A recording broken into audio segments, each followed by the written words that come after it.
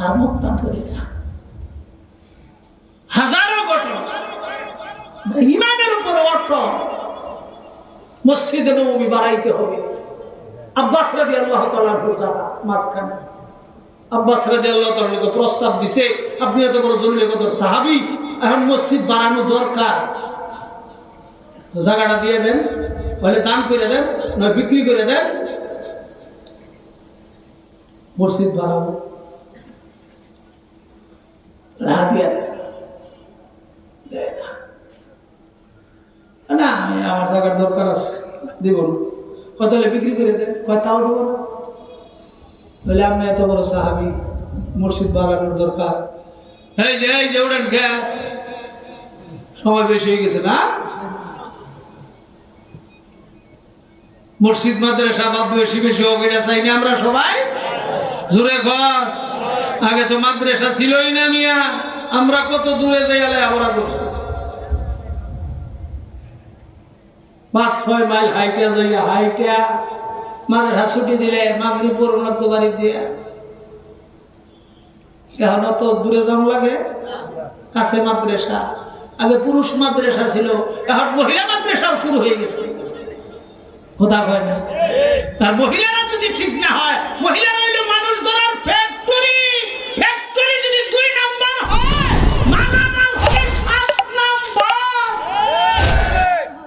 বংশম করো বেটা, মানুষ ছিল না।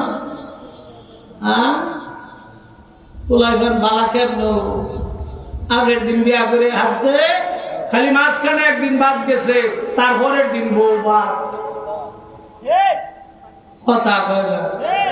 এই যুবক, বউ বাদের দাওয়াত খাইছো না? কি বাদ? কয়দিন ধরে বিয়া করে আনছো না? বউ বাদ, বউ বাদ দাওয়াত দিয়ে দিছে। বউ বাদের দাওয়াত, দাওয়াত করে বউ বাদ।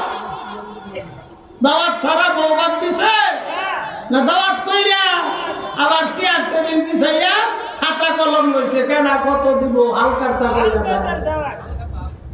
কথা কয় না?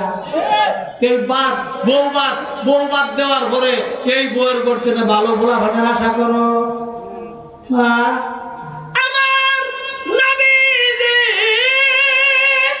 বলে গেছে, বিয়ার পরে ছেলের বাড়ি যেটা হবে এইটার নাম হলো ওলির মা। কার মা? জোরে ঘর ওটা জুত লাগে না। আমার নবী যেটা বলছে এটা ভালো লাগে না। তুমি বউ বাদ, কি বাদ? ওলির মা আমাদের কাছে ভালো লাগলো না। ও যুবক, যেই মেয়েটাকে তুমি এনেছো এটা হবে ওলির মা। যদি নিয়ম মতো ঘর সংসার করতে পারো, সংসার যদি তুমি দিনদারি হালে করতে পারো, এই মেয়ের ঘর থেকে আব্দুল কাদের জিলানী রহমাতুল্লাহের মতো সন্তান আসবে না, আসবে না। বাইক বুস্তামি রহমাতুল্লাহের মতো সন্তান আসবে না, আসবে না। এটা হইলো ওলি মা। আর ওলি মা বাদ দিয়ে তুমি কোন বউ বাদ? সাবাল কোথাকার? কি বাদ? বউ বাদ। আবার বিয়া করার যাও যায় বলে ছেলেরে কি দিব? আত্মিনা গুড়া কয় না, কয় না? ও মুসলমান, বরকত